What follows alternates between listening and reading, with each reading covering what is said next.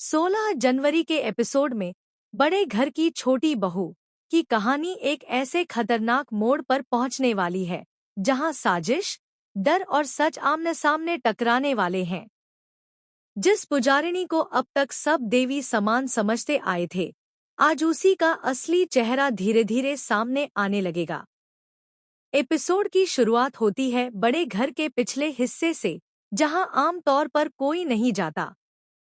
वहां अंधेरा है, सन्नाटा है और हवा में अजीब सा डर घुला हुआ है। पोल्टूदा घबराए हुए इधर उधर देख रहे होते हैं। उनके चेहरे से साफ झलक रहा होता है कि वो किसी भारी दबाव में हैं। तभी अचानक सामने से वही शख्स आता है जिसकी उम्मीद पोल्टूदा को सबसे कम थी। उसकी आवाज में मिठास नहीं, बल्कि जहर होता है। ज्यादा हीरो बनने की जरूरत नहीं है पोल्टू, वह धमकाते हुए कहता है।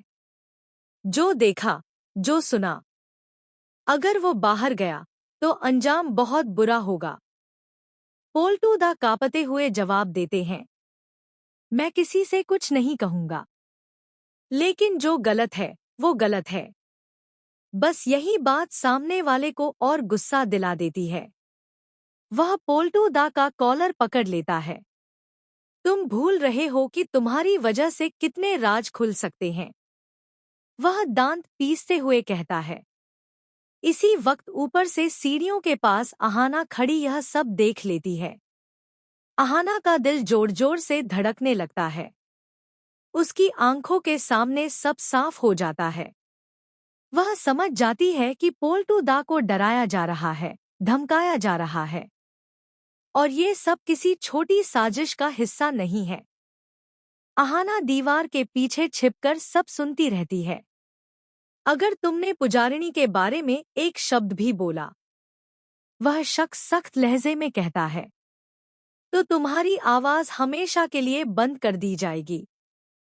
यह सुनकर अहाना का खून खौल उठता है। तो मतलब अहाना सही थी। पुजारिनी के पीछे कोई बहुत बड़ा खेल चल रहा है। वह मन ही मन सोचती है। पोल्टूदा की आंखों में डर के आंसू आ जाते हैं।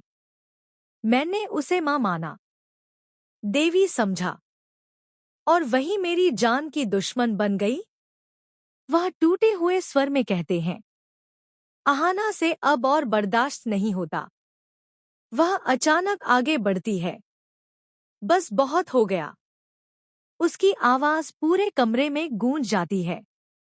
अचानक उसे देखकर सामने वाला शख्स घबरा जाता है। तुम यहाँ क्या कर रही हो? अहाना गुस्से से उसकी तरफ देखती है। मैंने सब देख लिया, सब सुन लिया। पोल्टूदा को धमकाना अब बंद करो। वह शक